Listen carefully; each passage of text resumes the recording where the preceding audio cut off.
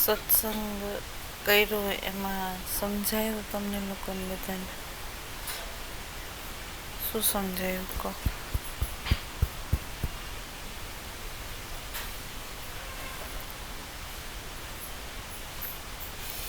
આપણે મંગળવારે સત્સંગ કર્યો એમાં વ્યસન એટલે સંબંધ પ્રથમ લીધો આપણે, બરાબર? એમાં તમે શું સમજાયા?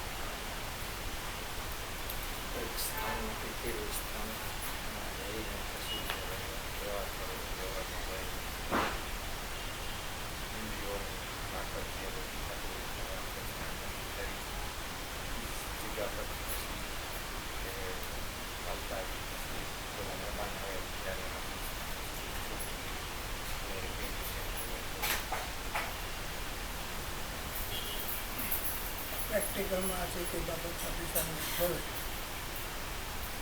વસ્તુ, વ્યક્તિ, પરિસ્થિતિ, કોઈ પ્રસંગ બંધાય, કોઈ કારણ બને, તો એમાં આપણે કેવળ નિરીક્ષક બનવાનું છે. એની સાથે આપણે મન સાથે એટેચમેન્ટ કરીને એની સાથે જોડાઈને એમાં આપણે ભળી નથી જવાનું, સતત એમાં તાજતને નથી કરવાનું. એમ કરવા જઈએ તો આપણે કર્મના બંધનમાં આપણે ફસાઈ જઈએ. એટલે બે બાબત એની સજાગ રહીને ધ્યાનમાં રાખવાની છે કે આપણે અપ્રગટ તરફ મનથી દૂર જઈને બેસવું છે કે પ્રગટ તરફ મનની સાથે રહીને બેસવું છે, એ આપણે નક્કી કરવાનું છે અને એનું નિરીક્ષણ કરવું. બરાબર. એટલે વિષય ચાલ્યો તો કે એની અંદર જે ચેપ્ટર છે એ એવું છે કે આપણે જે સંબંધ જોડીએ છીએ એ સંબંધની અંદર આપણો હેતુ પ્રેમ છે. ફક્ત સંબંધ જ વિષય સમજાયું છે ને કે વ્યસનનો પ્રવેશ કેવી રીતે થાય છે આપણી અંદર. એમ તો પ્રથમ આપણે આ પૃથ્વી પર આવીએ છીએ તો પહેલો સંબંધ મા બાપ સાથે થાય છે, બરાબર?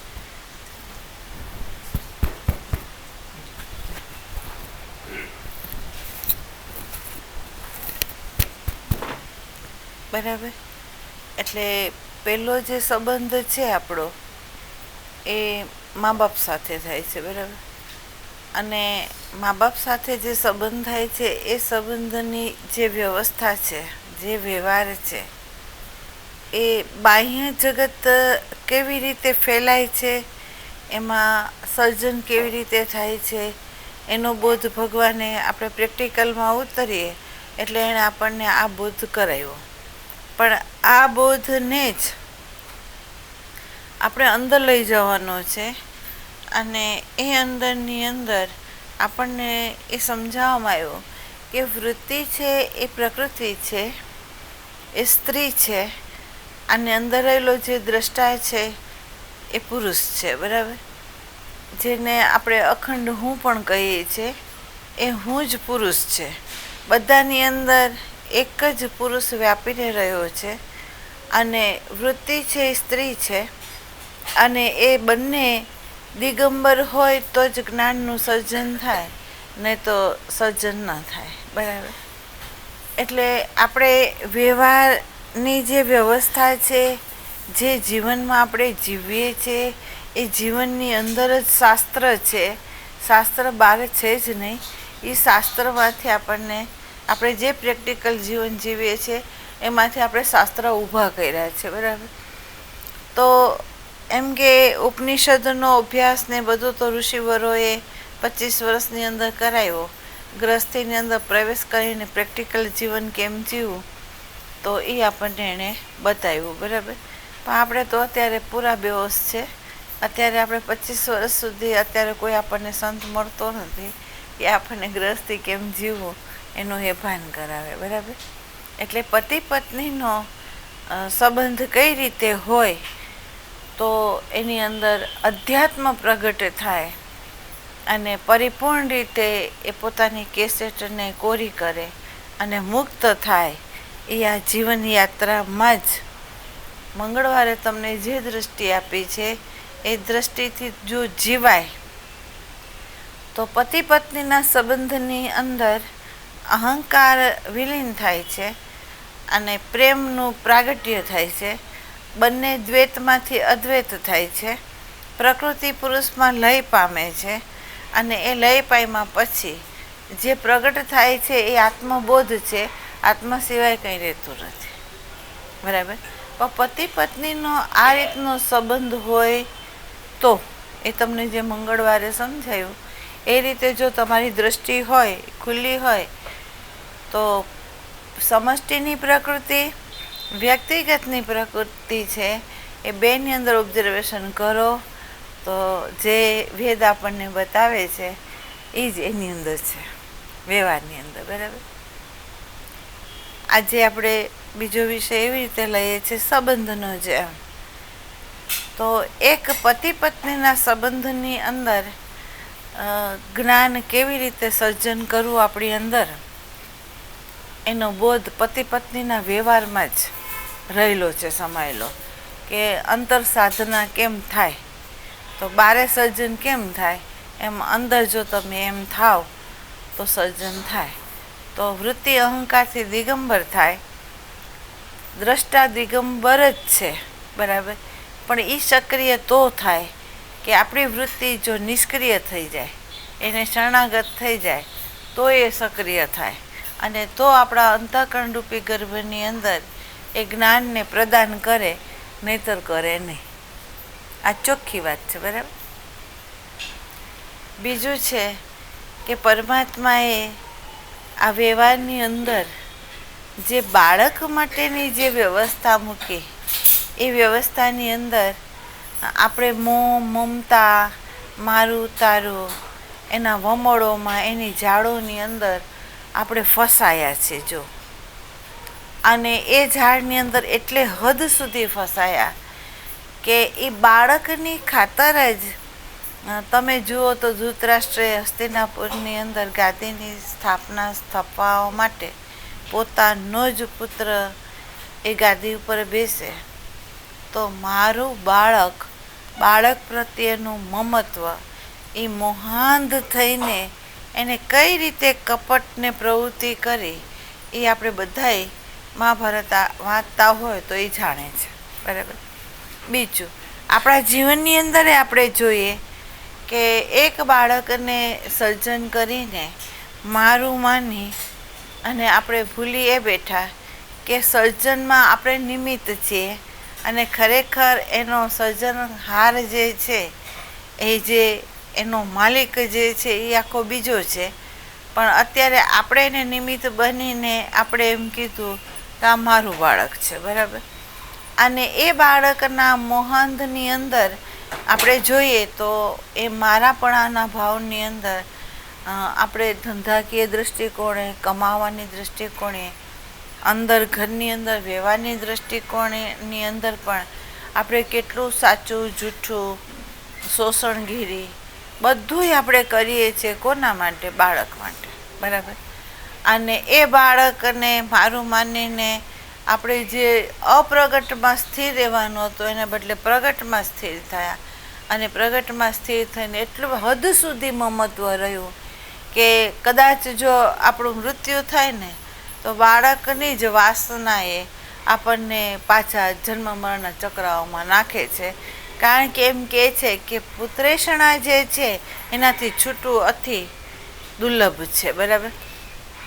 પણ એ દુર્લભ કોના માટે છે? કે જેણે આ સમષ્ટિની જે વ્યવસ્થા છે એ વ્યવસ્થાને જેણે જાણી નથી, જેણે સમજી નથી, એ વ્યક્તિ જ આની અંદર ફસાયેલી છે. આ ઝાડમાં એ ફસાયેલી છે અને એ એવી રીતે ફસાયેલી છે કે એનું ગમે એટલું હું વર્ણન કરું ને તો એ વર્ણને ઓછું પડે. પણ આપણે જો ઓબ્ઝર્વેશન કરશું તો આપણને ખબર પડશે કે એક જ બાળકને જન્મ આપીને આપણે બળદની જેમ બળદ છે આંખે પાટા બાંધીને ગોળ ગોળ ફરે છે અને એ તેલ કાઢે છે, પણ એ તેલનું બૂંદ એને પોતાને મોઢામાં મળતું નથી. એના ખાનારા તો બીજા જ કોઈ હોય છે, પણ છતાં રાત ને દિવસ એ મહેનત મજૂરી કરે છે. બરાબર. એમ આપણે પણ બાળકની ખાતર આપણે આપણા દેહને, આપણે આપણા મુકામને પહોંચવાનું છે, એના માટેનો આ જન્મ છે, એ બધાને વિસરીને એક બળદની જેમ આપણે પણ એ ચક્કીમાં આપણે પીસાઈ રહ્યા છે, મજૂરી કરી રહ્યા છે, અને રાત ને દિવસ એના જ વિચારમાં રમી રહ્યા છે, એના જ વિચારમાં બેંક બેલેન્સ કરી રહ્યા છે. બધું જે છે, આખું જીવન જે આપણે બલિદાન દઈએ છે બાળકને લીધે. બરાબર. તો અહીંયા સંતો ચેતવે છે, જેમ ધરતી છે, વર્ષા છે, એ નિમિત્ત છે ધરતીમાં પડેલા બીજને અંકુર ફોડવા માટે. બરાબર. ખેડૂત વાવે છે, ધરતી એનો આધાર બને છે, અને વરસાદ એનો પિતા બનીને એને અંકુર ફોડાવે છે.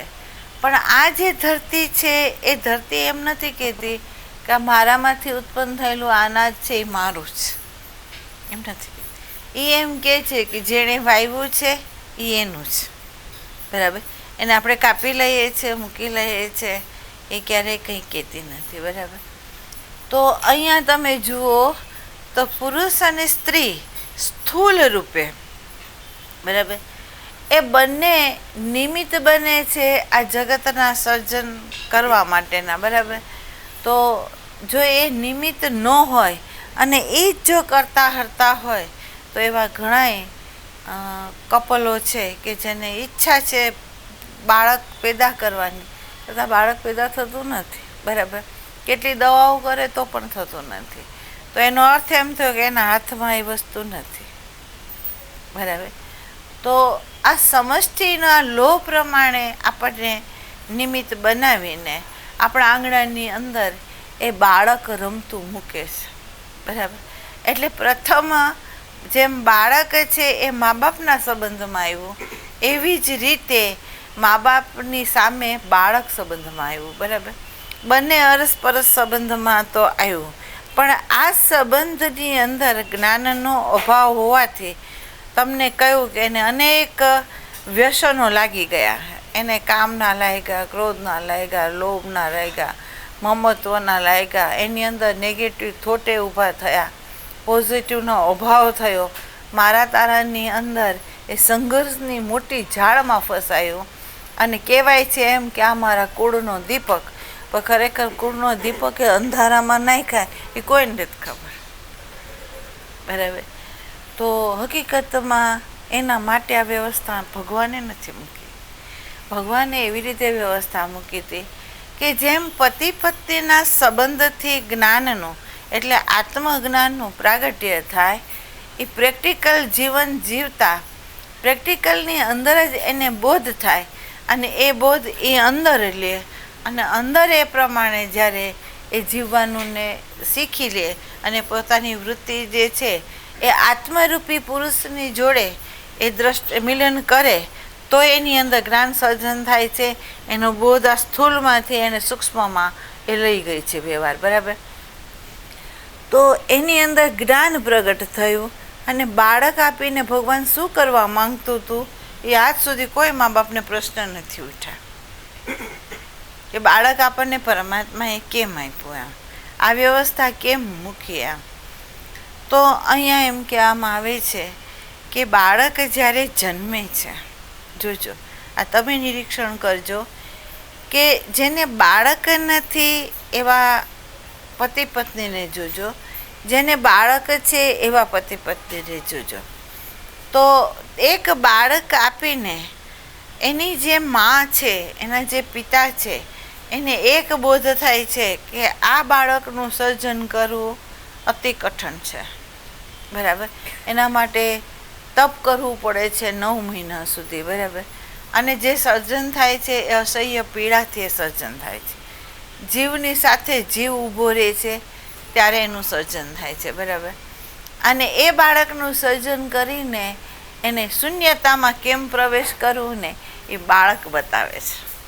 મા બાપને બતાવે છે કોણ? તો કે બાળક બતાવે છે. શું બતાવે છે?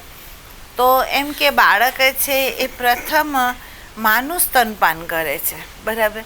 અને માના સ્તનપાન કરતી વખતે માનું હૃદય છે, બાળકનું મસ્તક છે, અને એ બંને સંયોગોમાં સ્થૂળ રૂપે આવે છે.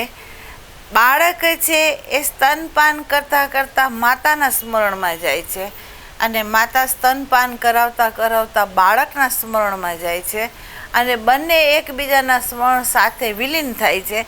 અને વિલીન થઈને તમે જોજો બાળકે ચિરનિંદ્રામાં વહી જાય ને માતાએ ચિરનિંદ્રામાં વહી જાય છે. એ બતાવે છે કે શૂન્યતામાં બંને પ્રવેશ કરે છે. જેમાં માં નથી રહેતી, બાળક નથી રહેતો, ત્યાં અદ્વૈતતા સધાય છે. બરાબર. 5 સુધી કોઈ માતાને આ ખબર નથી. બરાબર. એ તો એમ કહે છે કે બાળકને સ્તનપાન કરાવતા હું ઊંઘી ગઈ ને પેલું ધરાઈ ગયું એટલે ઊંઘી ગયું. હકીકતમાં એમ નથી, કારણ કે એનું મસ્તક જે આ ભાગ છે ને એ માતાના હૃદયને અડે છે. બરાબર. અને આપણા હૃદય સ્થાનથી અંદર પરમાત્માનું સ્થાન છે. બરાબર. તો અહીંયા શૂન્યતા શું છે? તો માતા જગત વિસરે છે, બાળક જગત વિસરેલું છે અને બંનેની અંદર બીજો કોઈ વિષય નથી, ખાલી બે સામસામે જ ઊભા છે. એટલે વિલીનતા સર્જાય છે અને એની અંદર એકતા આવે છે. બરાબર. તો અહીંયા એમ કહેવામાં આવે છે કે આપણે પણ પરમાત્માની સાથે એકતા લેવી હોય તો આ વૃત્તિ છે એ બાળક છે અને પરમાત્મા છે આપણી અંદર એ માતા છે, કારણ કે આપણું પોષણ એ કરી રહ્યું છે, આપણને ઉર્જા એ આપી રહ્યું છે. અને એ ઉર્જા જો આપણને ન મળે તો આ વૃત્તિરૂપી બાળક કોઈ કાર્ય કરવા તત્પર ન થાય. બરાબર. વૃત્તિની આવશ્યકતા છે. બરાબર. બીજું, બાળકના જન્મ પછી માતાને ઈશ્વર તરફની ગતિ થાય છે. હકીકતમાં જોજો, બાળકને કંઈ પણ થાય તો માં પ્રથમ પરમાત્માને યાદ કરી લે છે. બરાબર. બાળકની રક્ષણ માટેની અંદરે માતા શું શું કરે છે તે તમને બતાવું. એક તો બાળક સદા સુરક્ષિત રહે, આયુષ્યવાન રહે, એની અંદર વિદ્યાનું પ્રદાન થાય, એના માટે માં છે એ પરમાત્માની પ્રાર્થના, મંત્ર જપ, દાન, પૂન, દયા એ બધું એની અંદર આવે છે. ક્યારે આવે છે? જ્યારે એને બાળક જન્મે છે ને ત્યારે આવે છે. બરાબર. અને એ બધું કોના માટે કરવા તત્પર થાય છે? તો કે બાળક માટે તત્પર થાય છે, કે બાળકને કંઈ ન થવું જોઈએ. એટલે પોતાનું વ્યક્તિત્વ એ ભૂલી જાય છે, બાળક જ એના માટે મૂલ્યવાન થઈ જાય છે અને બધી સાધના એ બાળક માટે કરે છે. બરાબર. અને જેને બાળક છે એના માતા પિતાની બીજા બાળકની જે વેદના છે, બીજા બાળકના જે પ્રોબ્લેમો છે સમજે છે કોણ? તો કે આ મા બાપ. બરાબર. અને એ મા બાપ કરે શું કે આપણું બાળકને આ બધું છે અને બિચાર નથી, તો એમ કરીને એ બાળક તરફ એનો હાથ લંબાય છે. બરાબર. તો અહીંયા એમ કહે છે કે બાળકના જન્મ પછી શૂન્યતામાં કેમ પ્રવેશ કરવો, એ બાહ્ય વ્યવહારથી આંતર કઈ રીતે કરવું એનો બોધ બાળક બતાવે છે. દાન, પૂન, ધ્યાન, ભજન, મંત્ર જપ, પરપ્રભુ પ્રત્યેની પ્રાર્થનાઓ એ બધું પણ શીખવાડે છે કોણ? બાળક. બાળક ન હોય તો આપણે કાંઈ ન કરીએ, જડ જેવા થઈ જાય. પણ બાળકથી આપણી અંદર ભાવનો વિકાસ થાય છે. બાળકથી મારા તારાનો બોધ છૂટવો જોઈએ હકીકતમાં, અને બાળકથી પસરવું જોઈએ આપણે આમ આ તરફ એમ. તો પણ એ ક્યારે થાય? જો એને સત્સંગ મળ્યો હોય તો એને એમ થાય કે એક આ બગીચાનું પરમાત્માએ આપેલું ઉગાડેલો આ છોડ છે અને આ છોડ માટે હું શું શું કરું છું, તો એ બધી જે વ્યવસ્થા છે એ બધા બાળકો બગીચાના જ છે અને મારે બધા માટે કરવું જોઈએ. બરાબર. એટલે એમ કહે છે કે પિંડની જે માતા છે એ બાળકના સ્થૂળ સંબંધ સાથે જો જોડાય છે તો એની અંદર મારું તારું, કપટ, લુચ્ચાઈ, તમે જોજો એની અંદર હિંસા, રાગ, દ્વેષ, ધૃણા એ બધું બાળકને લીધે એની અંદર આવી જાય છે. પણ જો એની અંદર આત્મબોધ હોય અથવા સત્સંગ એની અંદર હોય અને એ દ્રષ્ટિ ગુરુ તરફથી એને મળી હોય તો એને એમ થાય કે આ બાળક એવું નિમિત્ત છે કે જે બાળકને લીધે મારે પરમાત્માની સાધના કેમ કરવી એ પણ બતાવે છે. મારા ભાવનો વિકાસ, મારા પ્રેમનો વિકાસ, પ્રેમનું સર્જન કેમ થવું એ તો મને પતિ પત્નીમાં સંબંધમાં દેખાણું, પણ એનો વ્યવહારમાં ગતિ કેમ કરવી એ બાળકે શીખવાડ્યું. કે એ વ્યવહારની અંદર બાળકના જન્મ પછી આપણી પ્રેમ સહિતની ગતિની શરૂઆત થાય છે. મારા તારાનું ભાન ભૂલાવે છે અને બધાની અંદર બાળકની જે નિર્દોષતા છે એ બધામાં એને દેખાય છે. બરાબર. અને એવું જ્યારે જેને બોધ થાય તો એનો સંબંધ જે છે ને એ મા અને પુત્રનો નથી, પણ આત્મા સાથેનો સંબંધ છે. બરાબર. તો એ સંબંધની અંદર આ જે વ્યસનો નામ આપ્યા છે એ એની અંદર ઉત્પન્ન ન થાય. બરાબર. એની અંદર તો વ્યસનથી એ છૂટે અને ઉલટાનું જે પરિબળ છે એનું આખું મૂળ સહિત ત્યાગ જે છે ને એ બાળક શીખવાડે છે, બીજું કોઈ શીખવાડતું નથી. જોજો, કોઈ પણ બાળક પીડિત હોય બીજાનું પણ આપણને આપણું બાળક દેખાવા માંડે અને આપણને એમ થાય કે આપણા બાળકને આમ હોય તો આપણને કેવી પીડા થાય, એમ એના મા બાપની પીડા છે. એટલે આપણે એની તરફ વ્યવહારમાં ગતિ કરીએ છીએ. બરાબર. તો આ શીખવાડે એટલે એમ કે છે દાનનો પ્રવેશ, પુણ્યનો પ્રવેશ જે થાય છે એ બાળક થકી થાય છે. અને પ્રેમ સહિત વ્યવહાર બહાર કેવી રીતે ગતિ આપવી એ પણ આપણને બાળક શીખવાડે છે. તો બાળક મોહ મમતાના પરિબળો બાળક થોપતો નથી, પણ તમારું આત્માનું અજ્ઞાન છે. એ અજ્ઞાનને કારણે તમે એમ માનો છો મેં જન્મ આપ્યો, આ મારો છે અને મારો કહીને તમે વહ્યા, એટલે તમે બહિરંગ ગતિ કરી અને બહિરંગ ગતિ કરીને તમારી અંદર બધી મોટી ઝાડો ઊભી કરી છે.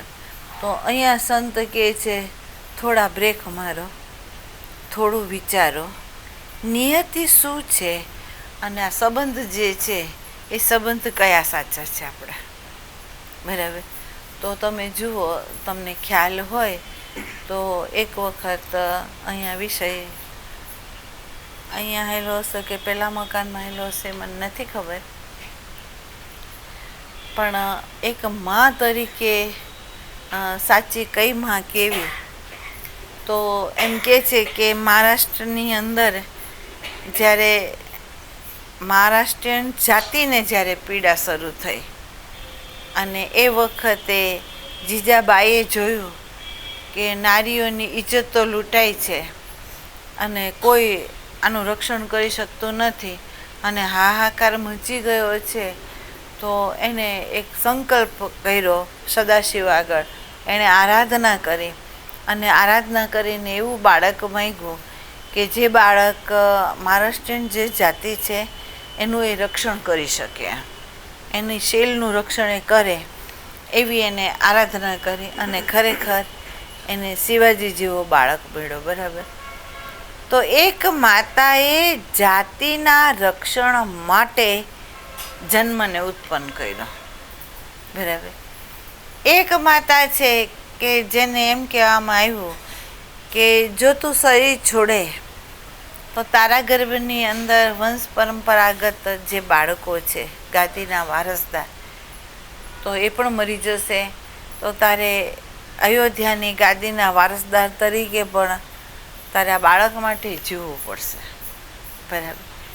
તો એ માતા સીતા હતી કે જેને કુળનું લક્ષ્ય રાખીને, એકલા કુળનું, જાતિનું નહીં, કુળનું લક્ષ્ય રાખ્યું અને ગાદીનો વારસદાર પોતાના ગર્ભમાં છે એટલે એ ગર્ભના રક્ષણની ખાતર પોતે ગમે એવું કષ્ટ પડ્યું તો એણે વેઠ્યું છે. અને એ બંને બાળકોને જન્મ આપીને રાજનીતિ, બાણ વિદ્યા એ બધું એને શીખવાડ્યું. પણ શેના માટે શીખવાડ્યું? તો અયોધ્યાની ગાદી માટે. બરાબર. તો રામની વંશાવલી વધારવા માટે સીતા માતાએ 2 બાળકોને જન્મ આપ્યા. છે માતા. બરાબર. આ માતા છે જીજાબાઈ કે જેણે જાતિને લક્ષ્યમાં રાખીને બાળકને જન્મ આપ્યો. પણ એમ કે સૌથી શ્રેષ્ઠ માતા કઈ? આ બધી માતાઓ છે, પણ જોજો એક પિંડની માતા છે. આ તે આપણે સમગ્ર સમાજની અંદર આપણે જોઈ રહ્યા છે કે બાળકને જન્મ આપે છે. જોજો, શરૂઆત તો એવી હતી કે આપણા કુળના દીપક માટે જન્મ આપવો. બરાબર. હવે એમ નથી. હવે એવો લક્ષ્ય નથી. એ લોકોની અંદર અત્યારની જે પ્રજા છે એની અંદર તો પોતાની વાસનાની પૂર્તિ જ કરવી છે. બાળક નથી જોતા એને, પણ બાળક થઈ જાય છે. હવે એ બાળક થઈ જાય છે, એ બાળક માટે એને ઉપાધિ થાય છે, અને ઉપાધિ થાય છે એટલે પણ છતાં એને પોતે હવે મા બાપ થયા અને બાળક જ થયા છે, તો બાળકની વ્યવસ્થા માટે એ હવે વ્યવસ્થા કરે છે. બરાબર. પણ જે અસલના મા બાપનું જે હાર્દિક જે ભાવ હતો એ અત્યારે તમે જુઓ તો અત્યારના મા બાપમાં જોવા નથી મળતો. પણ આના માટે જેની વાસનાની પૂર્તિ માટે બાળકો જન્મી ગયા છે. હવે કરવું શું? હવે એને સંભાળવા પડશે. બરાબર. તો એ સંભાળી રહ્યા છે, સંભાળવા પૂરતા. બરાબર. જેમ આપણે આ કાચની અંદર સ્ટેચ્યુ મૂક્યું છે એ શોભાની માટે, એમ અત્યારના મા બાપોને બાળકો શોભા માટે છે. આ ફેક્ટ તમે નિરીક્ષણ કરજો, આ બધું તમને જોવા મળશે. બરાબર. તો એને મા બાપ નથી કયા, કારણ કે એની અંદર અહંકારનું કેન્દ્ર છે. ક્યાંક અહંકાર સહિત ભાવ છે, ક્યાંક અહંકાર સહિત વિચાર છે, અને ક્યાંક અહંકાર સહિત ફક્ત આ સ્થૂળ દેહ છે. અને એ દેહની થકી જે આ બાળકો ઉત્પન્ન થયા છે એ બાળકોના સંબંધની અંદર પરિધિની અંદર ભ્રમણ થશે, પણ મુક્તિ નહીં. પરિધિની અંદર એનો જન્મ થશે, પણ કેવલ્ય જે મુક્તિ છે એ આ સંબંધમાં અત્યારની પ્રજામાં નહીં થાય. એને સત્સંગની જરૂર છે. તો એમ કે એ સત્સંગ માતા મદાલસા લઈને બેઠી હતી. મદાલસા પતિના સંયોગમાં જ્યારે આવવાના હતા ત્યારે એને એના પતિને કહ્યું કે હું લગ્ન કરું, કારણ કે એના રૂપમાં મોયા હતા. તો કે લગ્ન કરવા એ પોતે તત્પર તો થયા. એ કે હું લગ્ન કરું, પણ મારી એક શરત છે. શું શરત છે? તો કે લગ્ન પછી જે બાળક થાય એ બાળક 16 વર્ષનું જ્યાં સુધી ન થાય ને ત્યાં સુધી હું તમને એમનું મુખ ન જોવા દઉં. જોજો, 16 વર્ષનું થાય ત્યાં સુધી હું તમને એનું મુખ જોવા ન દઉં. તો તમે આ મંજૂર હોય તો તમારી સાથે લગ્ન કરો, નહીં તમારે લગ્ન કરવાની જરૂર નથી. બરાબર. અને એ રાજન તૈયાર થયા. માતા મદાલસાને બાળક થયું. માતા મદાલસાને સાચા સંબંધની ખબર છે. જો જે વાત છે આત્મલક્ષી સંબંધમાં જે જોડાય છે એનો વ્યવહાર, એની વ્યવસ્થા, એનું કાર્ય કેવું હોય એમ. તો અહીંયા એમ બતાવવામાં આવે છે કે માતા મદાલસાએ 16 વર્ષ સુધી બાળકને હાલરડામાં ને બધામાં એક જ જ્ઞાન આપ્યું કે તું તને જાણ, બીજા કોઈ નહીં. આ તને દેહ મળ્યો છે એ 84 લાખ યોનિઓમાંથી છૂટવા માટે મળ્યો છે. બરાબર. અને આ દેહ કેવો છે? તો પરિવર્તનશીલ છે, એ અખંડ નથી. પણ તારો જે આત્મા છે એ અખંડ છે. અને આ તારું કર્તવ્ય છે કે આ દેહ મળ્યા પછી તારા આત્માને સાધી લેવું. બરાબર. 16 વર્ષ સુધી બાળકને સતત આ સિંચન એણે કર્યું, અને બાળક મહાજ્ઞાની થયા. અને 16 વર્ષ પછી જ્યારે એના પિતા આગળ ગયા ત્યારે એ બાળકો ઊભા જ રહ્યા, નમન ન કર્યું, બાજુમાં ન બેઠા. પણ એણે એમ કીધું કે આદેશ આપો પિતાજી કે જેથી અમે વનમાં વિચરીએ. બરાબર. 1 બાળક ગયું, 2 બાળક ગયું, 3 બાળક ગયા. રાજાને ચિંતા લાગી કે મારી ગાદીનો વારસદાર. બરાબર.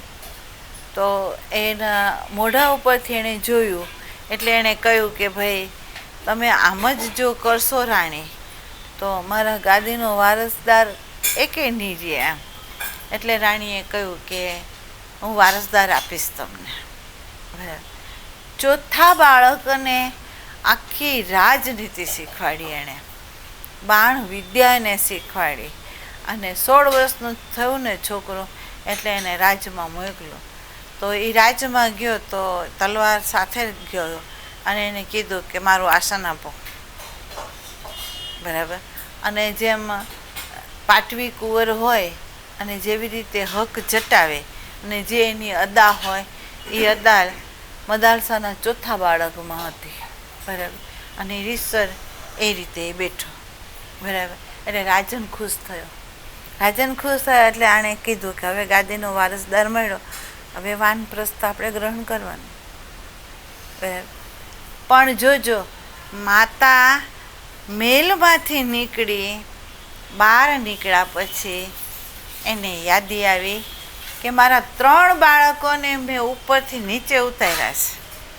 નિમિત્ત બનીને મેં એવા જીવોને ઉતાર્યા અને મેં એવું કાર્ય કર્યું કે એ લોકો મુક્ત થયા, બરાબર. પણ આ ચોથું જે બાળક છે એને મેં આ ગર્ભમાં ઉતારીને અન્યાય કર્યો છે. એને હું પરિધિમાં ભમતો મૂકીને જઈશ અને એની માતા મદાલસા એક નહીં રહે, અનેક માતાઓ થશે એને, બરાબર. એને પીડા થઈ અને એને રુદન આવ્યું. ત્યારે રાજાને કહ્યું કે રાજ છોડતા આ રાજનું મમત્વ જાગ્યું તમને અને રુદન આવ્યું એમ. ત્યારે મદાલસાએ કહ્યું કે મને રાજ છોડતા રુદન નથી, તમારું એક કામ અધૂરું છે, એ હું હમણાં કરીને આવું છું. અને એણે એક ચિઠ્ઠી લખી, ચિઠ્ઠી માદળિયામાં બાંધી અને જઈને એના નાના પુત્રના હાથે એ બાંધી દીધી ને એને એમ કીધું, બેટા જ્યારે વિપત્તિ આવે, તને કોઈ ઠેકાણેથી આશરો ન મળે, ત્યારે આ માદળિયું ખોલજે, તને રસ્તો બતાવશે, બરાબર. માતાએ માદળિયું બાંધ્યું અને બહાર નીકળી ત્યારે મુક્ત થઈને નીકળી, બરાબર. અને ખરેખર એમ કહેવામાં આવે છે કે આડોશ પાડોશના રાજાઓએ ચડાઈ કરી, રાજ લઈ લીધું. બાળકને, રાજાના કુંવરને મારવા તૈયાર થયા એટલે કુંવર ભાગ્યો, વનમાં ગયો અને એક ઝાડ નીચે આરામ કરતા હતા અને તરસાને ભૂખ્યા હતા. એટલે એને યાદ આવી એની માં, અને પછી એને માદળિયું યાદ આવ્યું. માદળિયું ખોલ્યું તો એની અંદર એના જે બીજા 3 ભાઈઓ છે એ ક્યાં છે એ એમાં બતાવ્યું હતું. ને એને એમ કહ્યું કે ભાઈ આગળ તું જઈશ તો તને સહાય મળશે. એ ભાઈ આગળ ગયો. ભાઈએ પ્રથમ આત્મબોધ આપ્યો અને આત્મબોધ આપ્યા પછી એ ભાઈઓના મદદ થકી એને પાછું રાજ લીધું અને રાજગાદી ઉપર બેસાડ્યો. પણ બેસાડ્યો ત્યારે એને આત્મબોધ લઈને બેસાડ્યો, બરાબર. એટલે રાજ કર્યું પણ આત્મબોધ સાથે કર્યું, બરાબર. તો આ છે માં, બરાબર, જેનો સીધો સંબંધ બાળક અને માતાનો જે સીધો સંબંધ છે એ આત્મ સાથે છે, ન દેહ સાથે, ન ગુણ સાથે, ન જાતે સાથે, ન સ્થાન સાથે. એની અંદર વ્યસન ઉદ્ભવે જ નહીં, બરાબર. એની અંદર વ્યસનનો બાદ થઈ જાય, એની અંદર અશાંતિનો બાદ થઈ જાય, એની અંદર પ્રેમ જ હોય, બીજું કંઈ હોય નહીં. તો આપણે પણ મા બાપ તો છીએ, પણ આપણે આ ભૂમિની ઉપર બાળકોને લાવીએ છીએ, પણ એ બાળકોને આપણે શું આપીએ છીએ તો કે સમાજના મૂલ્યાંકનો. હજી સુધી એવા કોઈ મા બાપો નથી કે જેણે સમાજ અને સમાજના મૂલ્યાંકનો સાથે સાથે આત્માનો બોધ આપ્યો હોય, આત્માનું મૂલ્યાંકન અંકાયું હોય, એવા મા બાપ નથી, બરાબર. હવે જુઓ, છે સંબંધ, એક આત્મા સાથેનો સંબંધ છે અને એક છે અહંકાર સાથેનો સંબંધ છે. અહંકારની અંદર કાં જાતિ જોવાય, અહંકારની અંદર કાં કુળ જોવાય, અહંકારની અંદર તમે જુઓ તો મારા તારાના મમત્વ જોવાય. પણ જો આત્માની અંદર જુઓ તો આમાંનું કાંઈ ન જોવાય. એક જ વસ્તુ જોવાય કે આ પરિધિથી મુક્ત થઈને એ કેન્દ્રમાં કેવી રીતે આવી શકે, બરાબર. તો એણે સિંચન કેન્દ્રમાં થાય ને એવું કર્યું.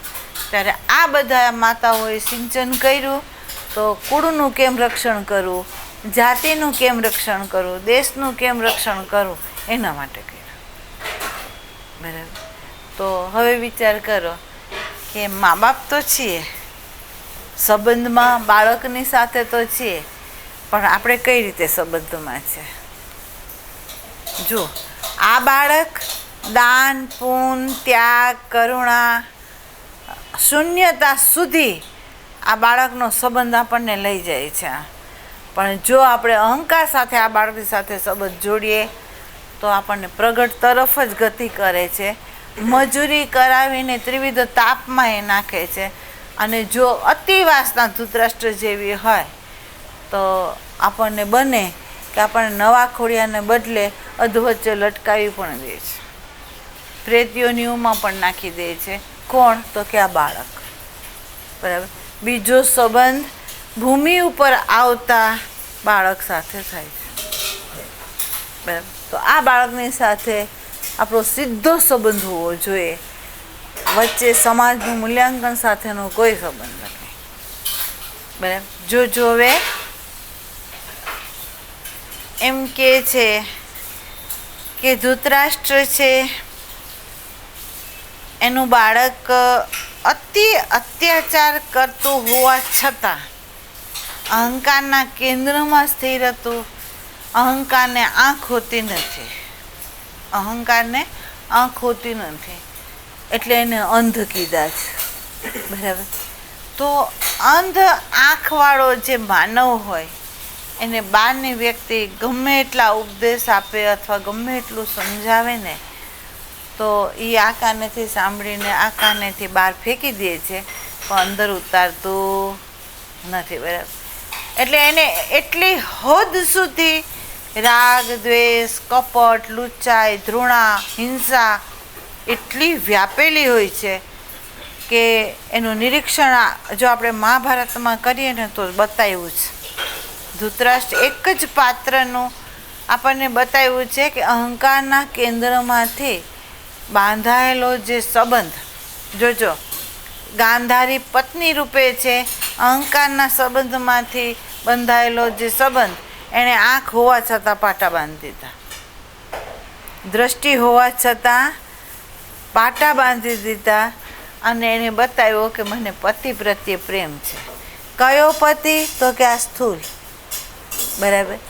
અને અહીંયા જુઓ તો એ જ તમે જુઓ તો કુંતી માતા છે, એણે ક્યાંય પાટા નથી બાંધ્યા, એને ક્યાંય પાટા નથી બાંધ્યા. એને કૃષ્ણનો જ સંગ રાખ્યો છે અને એ સંગમાં રહીને હંમેશા દેખતી રહીશ, છેક સુધી દેખતી રહી છે. બરાબર. તો અહીંયા જુઓ પતિ પત્નીનો સંબંધ અહંકાર સાથે છે, બાળક અને પિતાનો સંબંધ અહંકાર સાથે છે. અને એ ચાલ કેવી રીતે ચાલ્યા છે એ આપણે બધાએ મહાભારત વાંચ્યું છે. બરાબર. અને જ્યારે વિનાશ થયો, આખું વિશ્વની અંદર જે થવું ઘટે એવી અરાજકતા વ્યાપાવી દીધી. અંદર કંઈક નારીઓના સોહાગ એણે લૂંટાવી દીધા, કંઈક માતાને પુત્ર વિહોણા કરી નાખ્યા અને પોતે પુત્ર વિહોણા થયા. અને જ્યારે એ ભીમને મારવા તત્પર થયા અને એમાંથી ભીમ બચી ગયા કૃષ્ણ થકી, અને પછી એનો જ્યારે ક્રોધ શાંત થયો ત્યારે એને ખબર પડી કે મારી બંધ આંખમાં હું શું કરી ગયો, એમ મેં કેટલો અત્યાચાર કરી નાખ્યો છે, હું કેટલો વિવેક ચૂકી ગયો છે. એનો બોધ ક્યારે થયો? તો આખો વિનાશ થઈ ગયા પછી. એમ અહંકારના જીવનારા જે વ્યક્તિઓ હોય ને એને અંત ઘડીએ ખબર પડે કે આખું જીવન હું જે જીવો છું આ બધા માટે. બરાબર. અને એ લોકો તરફથી મને મળ્યું છે શું? હું શું મેળવીને અત્યારે જઈશ? કંઈ. બરાબર. સંબંધ અહંકારનો, અને એ અહંકારના સંબંધમાં આખી આ માયાજાળ રચાણી. બરાબર. ભગવાન કે મેં આ માટે તમને નિમિત્ત નહોતા બનાવ્યા, મેં તો તમને એટલા માટે નિમિત્ત બનાવ્યા હતા. એક તો સર્જન કેમ થાય પરમાત્માનું એ પતિ પત્નીના સંબંધમાં તમને દેખાય, અને બીજું એક છે કે બાળકને સર્જન કર્યા પછી પ્રેમ કેમ ગતિ આપે વ્યવહારમાં એ બાળક શીખવાડે છે. એ તમારે શીખવાનું હતું ને તમારે ગતિ આપવાની હતી, એને બદલે આપણે ત્યાં કુંઠિત થઈ ગયા બધી રીતે. બરાબર. અને પૂરેપૂરા આંધળાની જ દોટ છે, તમે જોજો પૂરેપૂરા એમ. બરાબર. એવા મા બાપ આપણને જોવા મળે છે કે બાળક, તમે જોજો બાળક સ્તનપાન કરતું હોય ને લાત મારતું હોય ને માને પાકી હો જતું હોય છતાં માં એનો આનંદ લૂંટતી હોય, બરાબર. અને મોટા થયા પછી પણ બાળક ગમે એવી લાતો મારતું હોય તો એ માં એમ કહેતી હોય કે ભગવાન તું આનું રક્ષણ કરજે, આમ કેટલે હદ સુધી આંધળું. પણ એ માએ ક્યારે વિચાર્યું કે ભગવાને આને આ કરાવીને તને જ્ઞાન બોધ આપવા બેઠો છે ભગવાન, અને એમ કહે છે કે આત્મા સિવાય કંઈ નહીં, તું તારી તરફ અંતરયાત્રા કર, તારે ભગવાન ભજવું છે, તારા આત્માને સાધવાનો છે, તું સાધ. તો નથી સધાતો. કેમ? આખી જિંદગી આ માયા જાળમાં ફસાયા છે આપણે. હવે અંત ઘડીએ કેવી રીતે આનાથી મુક્ત થવાય? એટલે શાસ્ત્રની અંદર બતાવ્યું છે, એક લોકેશણા, એક વિતેષણા અને પુત્રેષણા છે એ ભયંકર ઝાડ છે. એમાંથી ભલા એવા અધૂરા જે સંતો છે ને એ છટકી નથી શક્યા, એવા સાધકો એમાંથી નથી છટકી શક્યા, તો સંસારી કેવી રીતે છટકી શકે? બરાબર. તો બાળક આવતા ભજન થવું જોઈએ, બાળક આવતા પ્રાર્થના ભગવાન માટે ઉઠવી જોઈએ, બાળક આવતા દયા, કરુણા, ઉદારતા એ આપણી અંદર વિકસવી જોઈએ. કેમ? તો એ પ્રેમમાં છે, પ્રેમ શીખવાડે છે, અવરોધક પરિબળ જે છે એને ઉડાડવાની શક્તિ પ્રેમમાં છે, અને એ બતાવે છે કે પ્રેમની ખાતર તું વહ.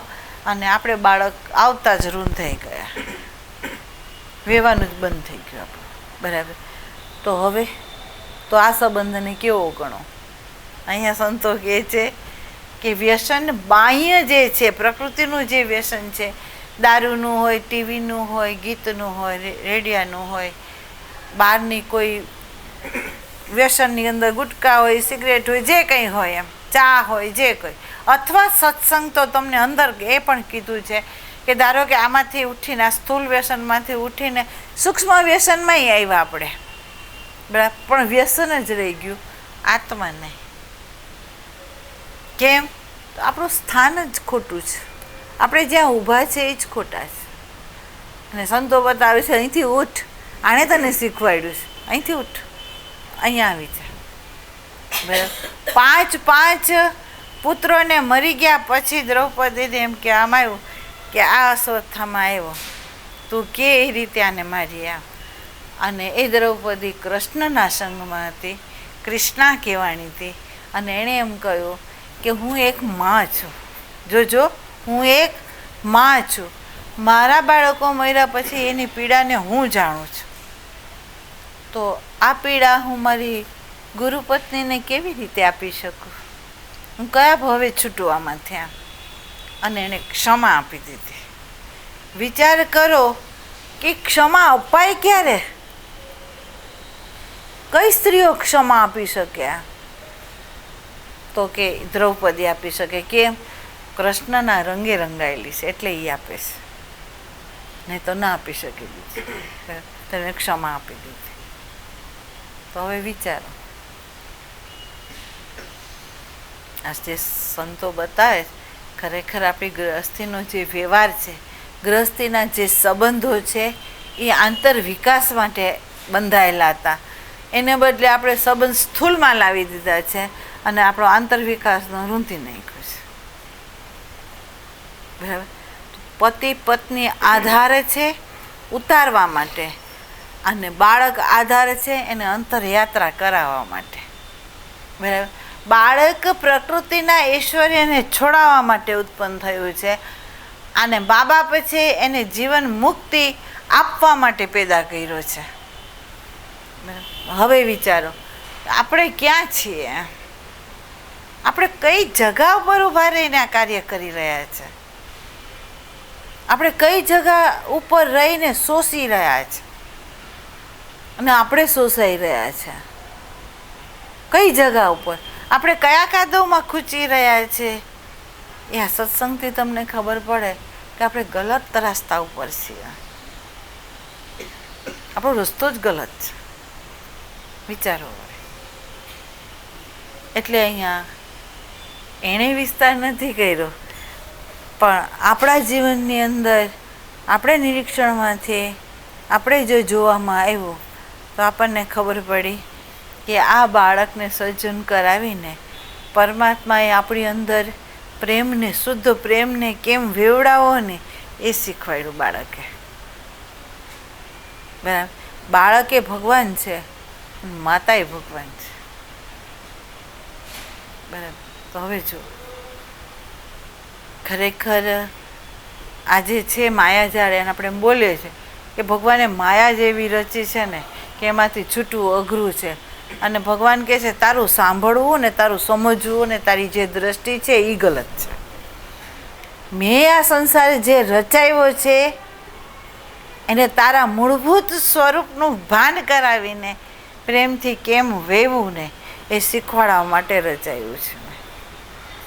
પ્રકૃતિ દોષિત છે જ નહીં, પ્રકૃતિ નિર્દોષ છે. સંબંધ દોષિત છે જ નહીં, પણ સંબંધની અંદર સંસ્કાર ને સ્મૃતિ દોષિત છે.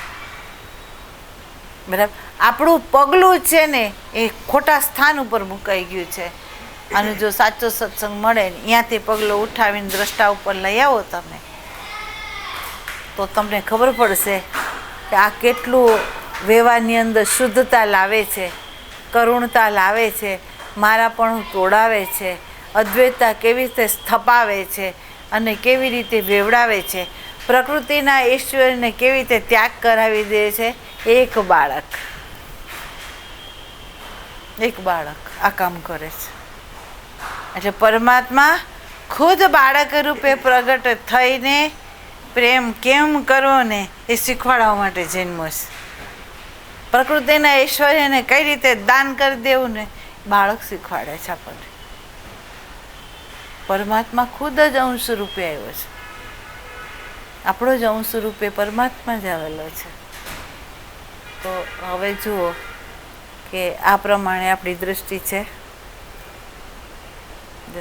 સાવ આંધળા થઈ ગયા હોય, ધૃતરાષ્ટ્ર જેવા થઈ ગયા હોય અને ભગવાન આગળ જાણતા અજાણતા કૃત્રિમ ભાવે પણ કોઈ સાધકે માંગ્યું હોય કે ભગવાન મને તારો બનાવજે, બાકી બધું છોડાવજે, તો હવે દ્રષ્ટિ તો નથી આપણી પાસે. બરાબર. એણે છોડાવવાનું શરૂ કર્યું. એણે છોડાવવાનું શરૂ કરતી વખતે એણે કીધું કે સાચા સંબંધમાં આવ, ખોટા સંબંધને છોડ. બરાબર. તારો દેહ નિમિત્ત છે, સમષ્ટિના લો પ્રમાણે બાહ્ય સંબંધ છે, વાસ્તવમાં નથી. વાસ્તવમાં જે સંબંધ છે એ હું તને બતાવું છું. તારા આત્મા સિવાય જે કંઈ છે એનાથી હું તને દિગંબર કરું છું. બરાબર. તો મોહ પત્નીમાં હોય કે પતિમાં હોય કે બાળકમાં હોય કે પ્રકૃતિના ઐશ્વર્યમાં હોય, તો પરમાત્મા જ્યાં જ્યાં તમારો રાગ હોય ત્યાં ત્યાં પરમાત્મા સામે ઊભો થઈને એક એવો વ્યવહાર કરે કે વ્યવહાર કરીને આપણને બતાવે કે આ સંબંધ સાચો છે, આમાં શાંતિ, પ્રેમ, આનંદ મળશે ખરું. આના સલામતીના અંદરમાં હું જે જીવું છું તો આમાં સલામતી છે ખરી. જો ખુલ્લી આંખ કરીને, ઘણા લોકોને દેખતા નથી એને આમ પોળી આંખ કરીને એમ કે જો હવે તને તોય ન દેખાતું હોય, ચશ્મા પહેર, હું જે આપું છું એ ચશ્મા પહેર, અને ચશ્મા પહેરીને તું આને જો. સંતો ચશ્મા પહેરાવીને બતાવે છે કે તારી પુત્રેષણા છે, તારી લોકેષણા છે, તારી વિતેષણા છે, તું જો આ ત્રણ તને શું કરે છે. તે તારો અમૂલ્ય જે હિરલો છે આત્મરૂપી એને ખોડાવી રહ્યો છે અને તને કાદવમાં ભમાવી બરાબર નવડાવી રહ્યો છે અને પરિધિની અંદર ભમાવી રહ્યો છે. તું કા ન સમજ. વ્યક્તિ દોષમાં જ નથી, પરમાત્મા આંખ ખુલાવા બેઠો છે. અને જો આપણને ખબર પડે કે આ પરમાત્મા આપણને બતાવી રહ્યો છે તો હવે આપણે આમાંથી મુક્ત થવાનું છે.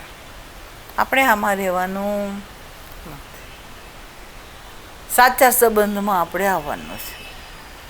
તો સાચા સંબંધમાં આ સત્સંગ લાવે આપણને. પ્રેક્ટિકલમાં ઓબ્ઝર્વેશન કરજો. આડોશ પાડોશ જ્યાં જ્યાં અહંકાર થકે સંબંધ બંધાયેલા છે, શરૂઆતની અંદર લાગે કે પૂરેપૂરો પ્રેમ છે, મહારાજ છે એવું લાગે છે. પણ જ્યારે અમુક સમય જાય અને પછી જોવા મળે ત્યારે એ એમ બોલે કે સાલું હું તો માનતી હતી મારા, પણ મારું તો આમાં કાંઈ નથી, કોઈ નથી. હવે કોઈ નથી એ હકીકત બતાવી, એમાં સ્થિર રહી શકીએ છીએ આપણે? અહંકાર બફર કરે છે, અહંકાર બફર કરે છે. આપણને આનાથી બચાવ્યો, બીજા એમ નથી એટલે બીજાની જોડે સંબંધ જોડાવે. બરાબર. સંતો કહે છે કે અમે એકમાંથી જ સમજી ગયા. સંતો શું કહે છે? અમે એકમાંથી સમજી ગયા, અમને આમાંથી ખબર પડી ગઈ કે આમાં કોઈ આપણું નથી. બુદ્ધ ભગવાને જોયું, વિચાર્યું અને એને ખબર પડી પરમાત્મા સિવાય, આત્મા સિવાય કોઈ આપણું નથી. બરાબર. એવું નિરીક્ષણ જે છે, એવો જે સંબંધ છે, એ આ સંતે બતાવ્યો કે તમે સ્થૂલ વ્યસન સુધી ક્યારે જાઓ, મૂળ સ્ત્રોતમાં જ તમારું અજ્ઞાન હોય તો જ તમે આમ જાઓ, નહીં તો ન જાઓ. તો જ તમારો ખાલીપો તમે ભરવા માટે બહારના સાધનને શોધો છો, બહારની વ્યક્તિને શોધો છો. પણ જો આત્મામાંથી જ બધું મળતું હોય તો બહારનું કોઈ શોધવા નહીં જાય. અને એક એક સંબંધ જે છે એ તમે જોઈ લેજો કે તમારી આયુષને લૂંટી રહ્યો છે, તમને આપી નથી રહ્યો કંઈ. આપશે કંઈ જ નહીં, કંઈ જ નહીં આપે, એની તાકાત નથી આપવાની. તો આપણામાં કહેવત છે, મરેલી માને ધાવે એ બાળકને શું દૂધ મળે. બરાબર. જે સ્મૃતિ અને સંસ્કાર છે તો મરેલા છે, અને એમાંથી આપણને કેવી રીતે અમૃત મળશે? કેવી રીતે માનશો કે આમાંથી અમૃત મળશે?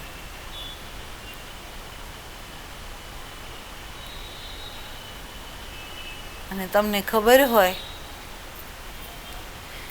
તો અત્યારે તો એવું નથી, નહીં તો એમ કહેતા સરહદના સૈનિકોને ચૂને ને તો એવાને ચૂને કે જેને અનમેરિડ હોય, જે અનમેરિડ હોય, એને ક્યાંય પ્રેમ ન કર્યો હોય એવા સૈનિકોને ચૂને. કેમ ચૂને? કે જે વ્યક્તિ કોઈની સાથે જોડાયેલી ન હોય ને એ મોત માટે લડવા તૈયાર થઈ જાય. કારણ કે એ શું કે કાં મારું છું ને કાં તો મરું છું. બરાબર. કારણ કે મારી પાછળ કોઈ છે જ નહીં. બરાબર. પણ જો એને કોઈની સાથે પ્રેમ થાય તો એ સરહદની લડાઈની અંદર લડવા માટેનો પાત્ર ન રહે. બરાબર. એમ આત્માની સાથે જોડાવા માટે આ બે યુદ્ધ ઊભા છે. સામાજિક ધારા, ધર્મની ધારાઓ ઊભી છે. આ બે ધારાઓની વચ્ચે જવું હોય તો સંતો એમ કહે છે, શિર કાપવા તૈયાર છો? આ તો શિર સાથે વાત છે. તો તું કાપવા તૈયાર છો? જો કાપવા તૈયાર હોય તો ઉતર અંદર, નહીં તો બંધ થઈ જાય અહીંથી. તારું ક્ષેત્ર છે ત્યાં જ તું જા. બરાબર. તો અહીંયા અધ્યાત્મના ઊંચા શિખર ઉપર એ જ જાય જેણે ત્રણે ત્રણ આયષણાઓને છોડી દીધી છે, જેની અંદર લોકેશણાઈ નથી, વિતેષણાઈ નથી, પુત્રેષણાઈ નથી, જેને અહંકારની સાથેનો જ સંબંધનો ત્યાગ કર્યો છે. એવો જ જે સાધક છે એ અધ્યાત્મના શિખર ઉપર સર થઈ શકે, એ પરિધિથી મુક્ત થઈ શકે, બીજું નહીં. તો હવે વિચાર, આપણે ક્યાં છીએ હવે? જોજો આપણે શું કર્યું. આપણે આખા જીવનની અંદર જેટલા વર્ષો કાઢ્યા છે શેના માટે કાઢ્યા છે? જો આપણે મેળવું કંઈક કે ગુમાવ્યું છે એ જુઓ. આપણી અંદર પવિત્રતા, આપણી અંદર શાંતિ, આપણી અંદર કરુણા, આપણી અંદર દયા, આપણી અંદર પ્રેમ, એકે સંબંધે પ્રગટાવ્યો છે એ જુઓ. એણે રૂંધો જ સંબંધે, રૂંધો જ, કારણ કે કેન્દ્ર જ અહંકારનું છે. તો હોય સંત ના પાડે છે, સંત ના પાડે છે કે સંબંધ સાચા નથી.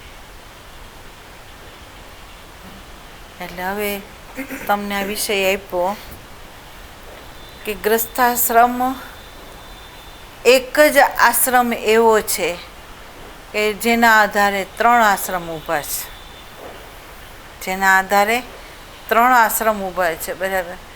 પણ કયો ગ્રસ્થાશ્રમ 3 આશ્રમનો આધાર બની શકે? તો તમને બતાવ્યું કે પતિ પત્ની આ રીતે જો હોય તો જ એ 3 આશ્રમનો આધાર બની શકે, નહીંતર નહીં, બરાબર. જેને આરંભથી અંત સુધી, આરંભ શું છે, અંત ક્યાં છે, એ જેને ખબર હોય એ ગૃહસ્થાશ્રમ પૂર્ણ છે, બરાબર. અને મા બાપ પોતાના કર્તવ્યથી મુક્ત ક્યારે થઈ શકે અને પ્રેમથી ક્યારે વહી શકે, એમ જેને આપણે એમ કીધું છે કે બ્રહ્મનિષ્ઠ સંતો હોય તો એ કોઈનો વિકાસ ન કરી શકે, ઉદ્ધાર ન કરી શકે, પણ સાથે સાથે ક્ષોત્રિય હોય તો કરી શકે, બરાબર. ક્ષોત્રિયનો અર્થ છે જે સ્વરૂપમાં પૂર્ણ સ્થિત થઈને એનો જે સ્વભાવ છે એ સ્વભાવ જ્યારે વ્યવહારમાં એ લઈ આવે અને વ્યવહારની અંદર એ જ આધાર સાથે એ જ્યારે જીવન જીવતો હોય તો એના જીવનની અંદર પ્રેમની ગતિ છે અને વિશુદ્ધ પ્રેમની ગતિ છે, અને વિશુદ્ધ પ્રેમની ગતિ છે એટલે એ વિકાસ સામાનો કરી શકે છે, નહીંતર નહીં. એટલે એ દ્રષ્ટિ આપી શકે એમ છે, નહીંતર ન આપી શકે, બરાબર. તો એ પ્રેમ કેવી રીતે વેવડાવવો એ આપણને પરમાત્મા બાળક રૂપે આપણી સામે આવીને આપણને શીખવાડે છે કે હું આવ્યો છું, મારા માટે તું શું શું કરવા તૈયાર છે, તું જો. તો ભગવાન માટે પ્રાર્થના કરવા તૈયાર છે, મંત્ર કરવા તૈયાર છે, દાન પૂન કરવા તૈયાર છે, વિધિ વિધાન કરવા તૈયાર છે, અખંડ એની અંદર સુરતા રાખવા એ તૈયાર છે. જો કંઈ પણ બલિદાન દેવાનું હોય ને તો હું દેવા તૈયાર છું. કોના માટે? બાળક માટે. બાળકે આ બધું શીખવાડ્યું. પ્રકૃતિના ઐશ્વર્યને ગુણ કરતા બાળકે શીખવાડ્યું.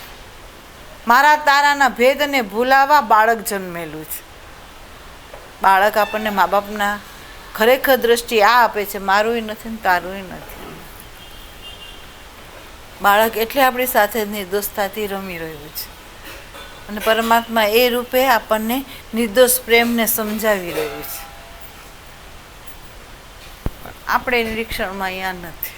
આપણે અહંકારના કેન્દ્રમાં ઊભા રહી મારું બાળક સમજી મોહ મમતામાં પડી અને આપણે કેટલે હદ સુધી કેવી કેવી હેતુએથી કયા કયા કર્મ કરી નાખ્યા છે એ જોઈ લેજો. આ નિરીક્ષણ તમે બધા કરજો કે અત્યાર સુધી આપણો સંબંધ પતિ પત્નીનો છે, મા બાપ બાળકોનો છે, સાચો છે કે ખોટો છે. જોયું, પ્રેક્ટિકલમાં ઊભા રહેશો ને તો ખબર પડશે આ બધું. એ વ્યસન આવ્યું કઈ રીતે, સંબંધમાં વ્યસન છૂટવું જોઈએ એને બદલે વ્યસન આવ્યું તો આપણું સ્થાન ખોટું છે. એટલે અહીંયા એમણે જે વિષય આપ્યો છે એણે એમ કીધું છે કે અજ્ઞાન કાળે અહંકારના કેન્દ્રમાંથી રચાતા સંબંધો, એ સંબંધોની અંદર અનેક પ્રકારે સ્થૂળ અને સૂક્ષ્મ વ્યસનો આપણને લાગુ પડે છે. પણ જો આપણે આત્મામાં સ્થિર રહીને સંબંધ જોડીએ છીએ તો આ બધા વ્યસનોથી આપણે મુક્ત થઈ શકીએ છીએ. તો આ દ્રષ્ટિ હોય તો જ આપણે મુક્ત થઈએ, નહીંતર નહીં. અને આજે 3 દિવસથી તમને 3 જે સત્સંગ વ્યસન માટે આપ્યા છે ને એ મેં શાસ્ત્રના અધ્યયનથી નથી આપ્યા, મારા જીવનમાંથી તમને આપ્યા છે. મારા જીવનમાંથી તમને આપ્યા છે. અને આ ખરેખર જો આ દ્રષ્ટિથી જીવન જો જીવાય છે ને એની હૃદય ગુફા સાચી બને છે. એનો આત્માની અંદર જે સ્થિતિ છે એ એના માટે એકાંત છે અને એ આત્મામાં જ પોતાની વૃત્તિનો અંત કરે છે અને યાત્રા પ્રારબ્ધની છે એ પૂરી કરી શકે છે, નહીંતર નહીં. બરાબર. એટલે આપણે બધી રીતે નિમિત્ત છે એ સમજજો.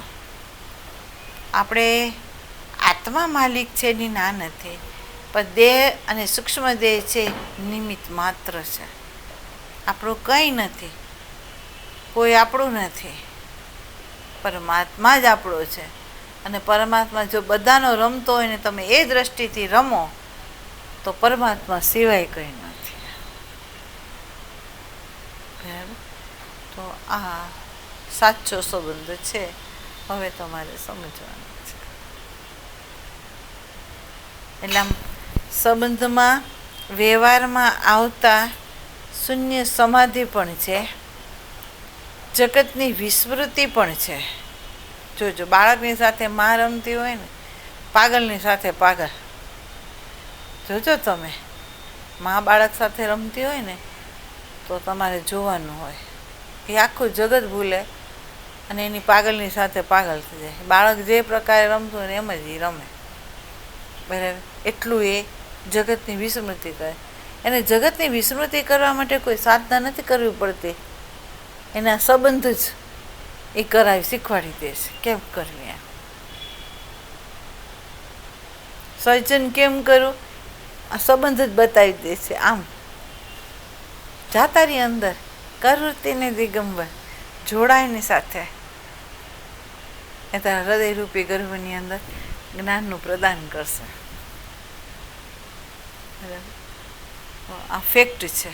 આમાં કોઈ શાસ્ત્ર, તમારી યાત્રા છે ને એ શાસ્ત્રના રહસ્યોને ખોલે છે, એ જ બતાવશે. જે વ્યષ્ટિ છે એ સમષ્ટિ છે. સમષ્ટિની અંદર પુરુષ છે, પ્રકૃતિ છે. અહીંયા પુરુષ છે, પ્રકૃતિ છે. બંને નિર્દોષ છે, કોઈ દોષિત નથી. એટલે આને સમજજો અને વિચારજો. અને કોઈ પણ સંબંધની અંદર આવી ઘટના ઘટે તો સમજી લેવાનું કે પરમાત્મા જ